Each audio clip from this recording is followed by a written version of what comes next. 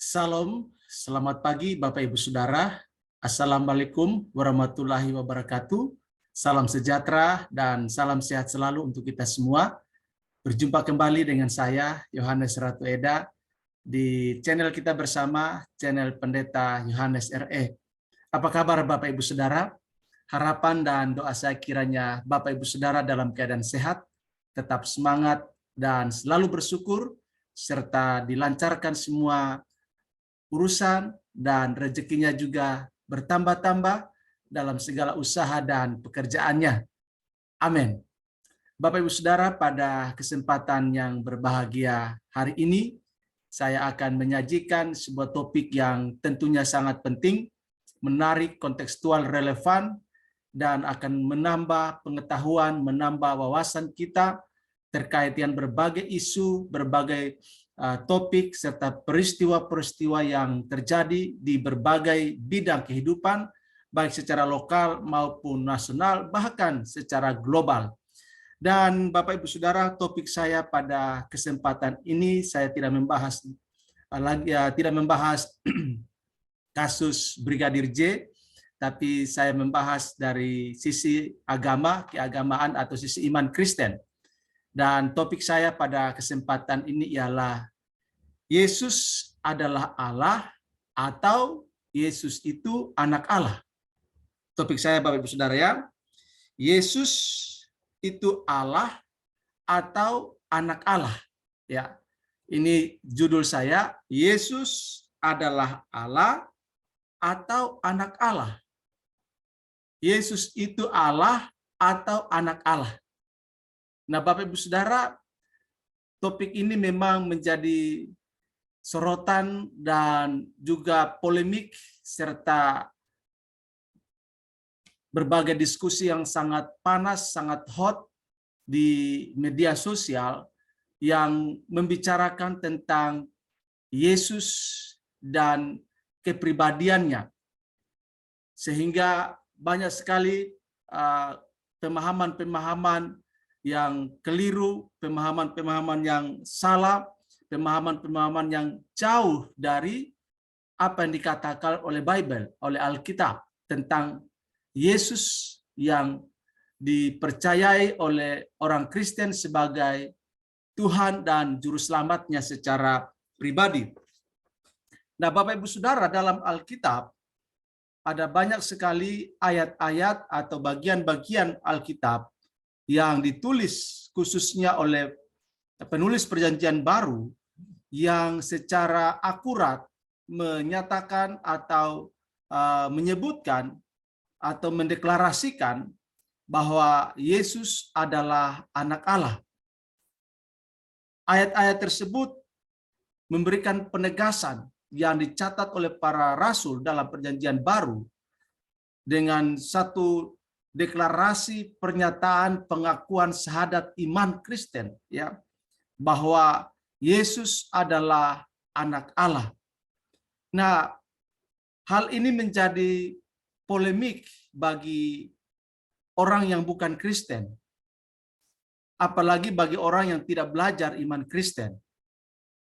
Ketika bicara tentang Yesus adalah anak Allah, maka ada banyak sekali kesalahpahaman, kekeliruan ya, atau kesalahan yang dilakukan oleh orang-orang yang berusaha untuk memberikan pandangannya tentang Yesus, tetapi pandangan-pandangan mereka atau pemikiran-pemikiran mereka itu selalu gagal paham tentang Yesus. Sehingga ada yang bertanya, kalau Yesus anak Allah, apakah dia bukan Allah? Lalu ada juga yang bertanya, kalau Yesus adalah anak Allah, apakah Allah kawin kemudian mempunyai anak? Ini yang menimbulkan polemik ya bagi orang-orang yang tidak belajar Alkitab, orang-orang yang tidak memahami deklarasi iman Kristen yang sentralnya adalah Yesus Kristus, iman kepada Yesus Kristus. Sehingga ada juga yang mengatakan kalau Yesus itu anak Allah, Yesus itu lahir, siapa bidannya? Nah, ini juga menjadi polemik Bapak Ibu Saudara ya. Tetapi sebagai orang Kristen, sebagai orang yang belajar iman Kristen, maka Bible atau Alkitab, khususnya Perjanjian Baru, memberikan informasi yang cukup memadai, memberikan sebuah pernyataan-pernyataan yang begitu tegas dan meyakinkan bahwa Yesus adalah anak Allah, dan menepis pandangan atau pemikiran bahwa Allah itu menikah, Allah itu kawin, lalu punya anak. Jadi sekali lagi Bapak Ibu Saudara, Alkitab menepis anggapan, menolak pemikiran yang mengatakan bahwa Allah itu menikah, lalu punya anak, dan siapa bidannya. Ya. Kalau kita baca dalam Lukas pasal 1 ayat 35, yang merupakan dialog antara Maria dan malaikat yang adalah utusan Allah. Dikatakan dalam Lukas 1 ayat 35, jawab malaikat itu kepadanya, Roh Kudus akan turun atasmu dan kuasa Allah yang Maha Tinggi akan menaungi engkau. Sebab itu anak yang akan kau lahirkan itu akan disebut kudus, anak Allah. Garis bawahi, anak Allah. Kemudian dalam Matius 16 ayat 16, maka jawab Simon Petrus, engkau adalah Mesias, anak Allah yang hidup. Petrus memberikan satu pernyataan iman, sebuah syahadat atau pengakuan bahwa Yesus dipahami, dimengerti, diterima sebagai anak Allah. Dengan demikian Bapak Ibu Saudara, maka muncul pertanyaan, apakah Yesus itu Allah atau anak Allah? Nah, ini menjadi pertanyaannya Bapak Ibu Saudara ya. Apakah Yesus itu Allah atau dia adalah anak Allah? Ini menjadi pertanyaan kunci. Nah, Bapak Ibu Saudara, sebutan anak Allah di sini mempunyai arti bahwa dia sehakikat yang sama dengan Bapanya. Saya ulangi sekali lagi, sebutan Yesus sebagai anak Allah memiliki arti bahwa dia sehakikat dengan Bapanya. Bapa adalah Allah, maka anaknya juga adalah Allah. Sama seperti ilustrasi, anak macan juga adalah macan. Sama hakikatnya, yaitu macan. Anak manusia, ya manusia juga. Sama hakikatnya, yaitu manusia. Jadi, kalau Yesus adalah Allah, dia juga adalah anak Allah, maka ini sehakikat dengan Bapa. Dalam konstruksi iman Kristen, pengakuan tentang Trinitas itu sudah final. Bapa, Anak, dan Roh Kudus. Sehingga ketika Yesus disebut, diakui sebagai anak Allah, karena memang dia sehakikat dengan Allah, sehingga dia juga adalah Allah. Dalam pemahaman ini, maka ketika kita katakan bahwa Yesus adalah Allah dan dia juga adalah anak Allah, maka yang harus dipahami di sini bukan berarti Allah itu kawin. Bukan berarti Allah itu menikah, lalu punya istri, dan hasilnya lahirlah Yesus sebagai anak. Bukan begitu konstruksi berpikir dalam teologi iman Kristen, dalam pemahaman pengajaran Alkitab. Tidak seperti itu. Pemahaman Alkitab ketika mengatakan bahwa Yesus adalah anak Allah, hanya ingin memberikan penegasan bahwa Yesus anak Allah, dia sehakikat dengan Allah, Dia adalah Allah juga. Dalam Yohanes 5:18 dikatakan, sebab itu orang-orang Yahudi lebih berusaha lagi untuk membunuhnya, bukan saja karena ia meniadakan hari Sabat, tetapi juga karena ia mengatakan bahwa Allah adalah Bapaknya sendiri, dan dengan demikian menyamakan dirinya dengan Allah. Bapak Ibu Saudara, orang-orang Yahudi sangat paham tentang konstruksi berpikir dalam kaitannya dengan Yahweh Elohim atau Allah Israel. Sehingga pada saat Yesus mengatakan dia sama dengan Bapaknya, ya, maka orang Yahudi memandang itu sebagai satu tindakan yang bertentangan dengan ajaran Yahudi, pemahaman Yahudi. Sehingga dalam Yohanes 5:18 ini ada upaya dari orang Yahudi untuk menghabisi Yesus. Karena Yesus menyamakan dirinya dengan Allah Abraham, Allah Ishak, Allah Yakub, Allah yang diimani, Allah yang disembah oleh nenek moyang Israel. Sehingga ada reaksi yang keras dari orang-orang Yahudi kepada Yesus pada saat Yesus mengatakan bahwa Allah itu adalah Bapaknya. Dan dengan demikian menyamakan dirinya dengan Allah. Nah, kita perhatikan, kita soroti pernyataan karena ia mengatakan bahwa Allah adalah Bapaknya sendiri dan dengan demikian menyamakan dirinya dengan Allah. Kalau Allah adalah Bapaknya, maka secara implisit Yesus juga adalah Allah. Sebagaimana ilustrasi tadi, ya, anak macan juga adalah macan. Sama hakikatnya dengan macan, yaitu macan, ya. Jadi anak manusia, ya, manusia juga, sama hakikatnya yaitu manusia. Jadi kalau Yesus disebut sebagai anak Allah, maka dia adalah hakikatnya Allah, sama dengan Allah. Dan dia adalah Allah.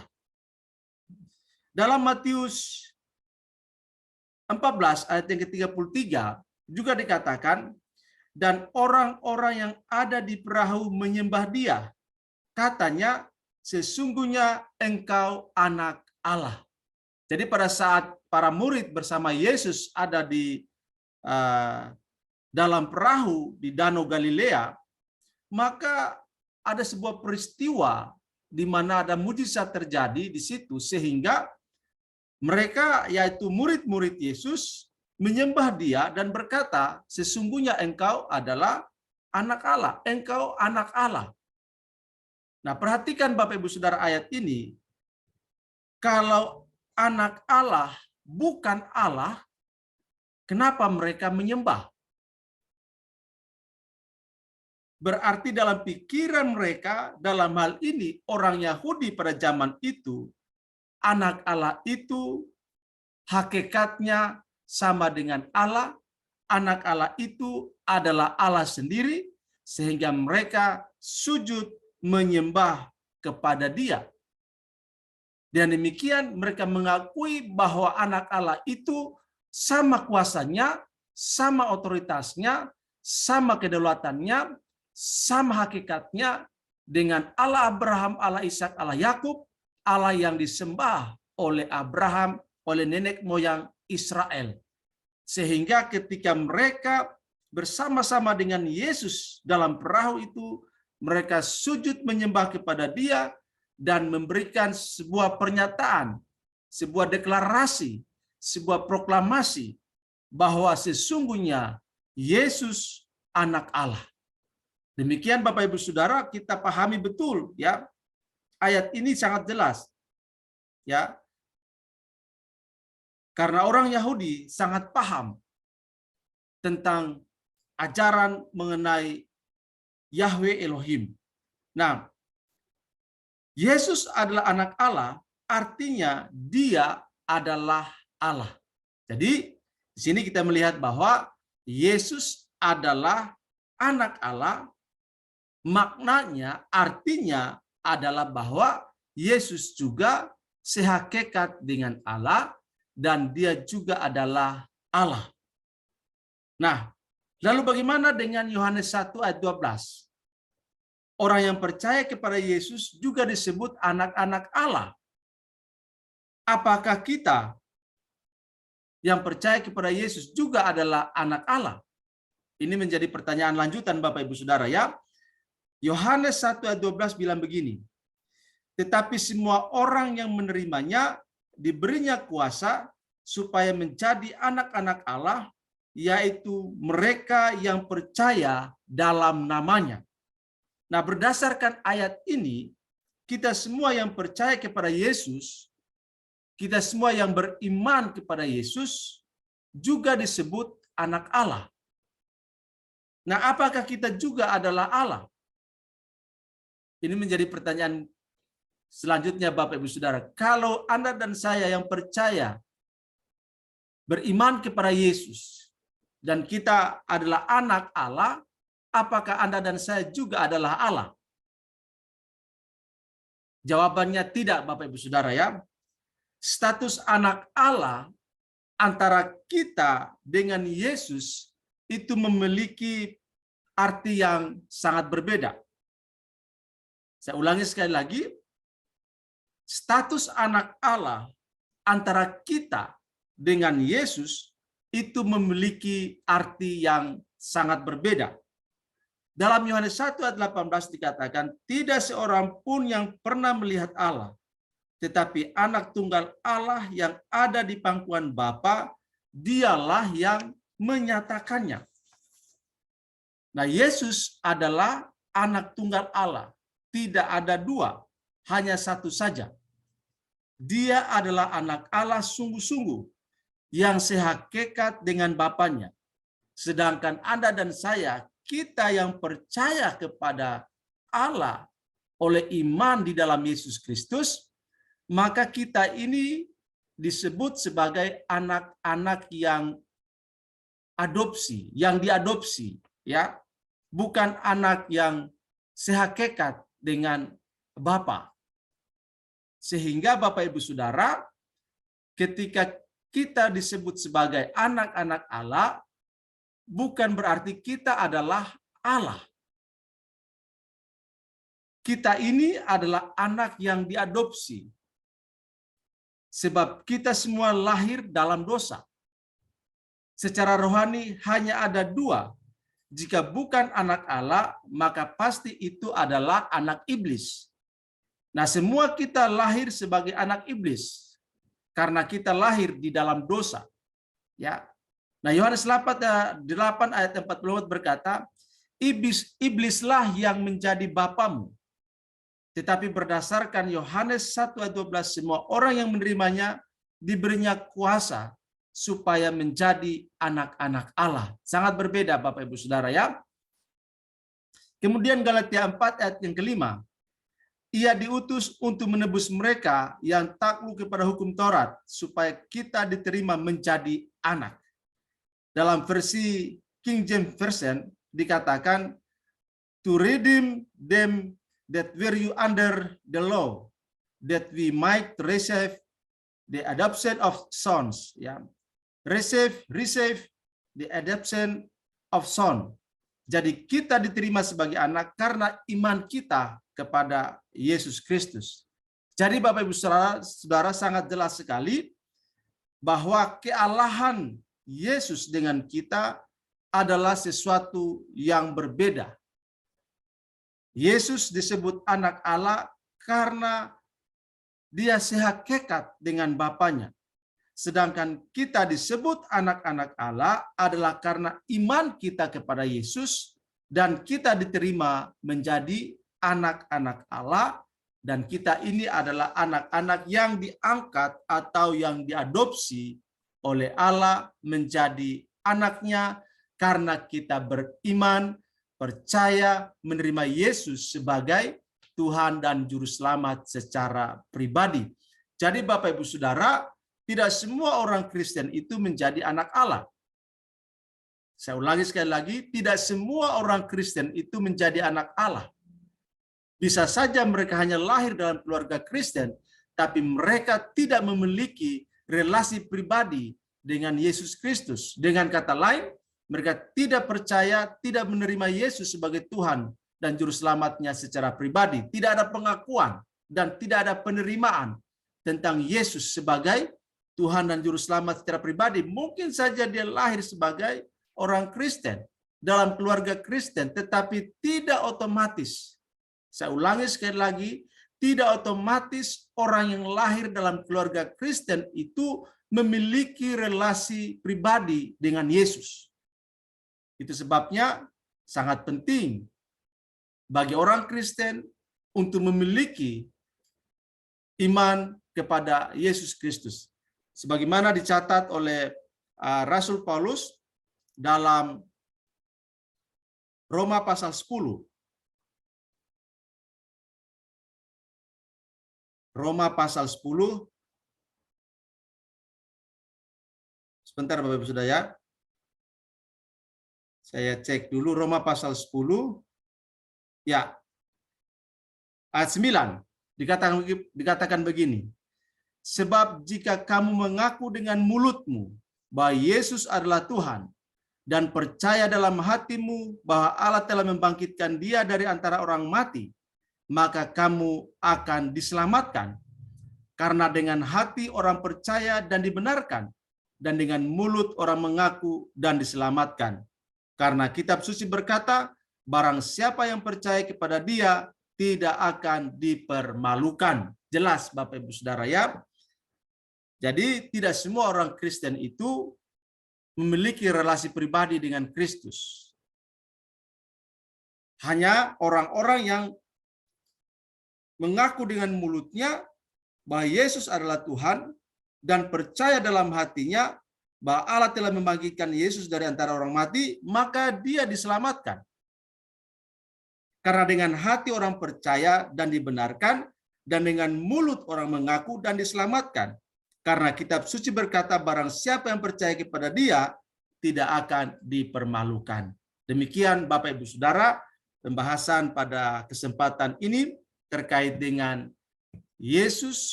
Apakah Yesus itu Allah atau Yesus itu anak Allah? Jawabannya adalah bahwa Yesus adalah anak Allah, sehakikat dengan Allah, dan Dia juga adalah Allah.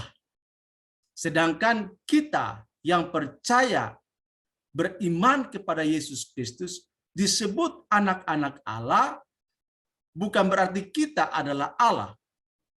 Tetapi kita disebut anak-anak Allah karena iman kepada Yesus Kristus dan kita diadopsi menjadi anak-anak Allah. Itu kesimpulan yang bisa disampaikan pada kesempatan ini. Biarlah Tuhan menolong kita untuk semakin memahami, semakin mengenal siapa Yesus bagi kita semua. Amin. Demikian Bapak Ibu Saudara pembahasan pada kesempatan ini. Terima kasih. Sampai bertemu dalam video selanjutnya. Salam, salam sejahtera buat kita semua. Wassalamualaikum warahmatullahi wabarakatuh. Tuhan Yesus memberkati kita. Amin.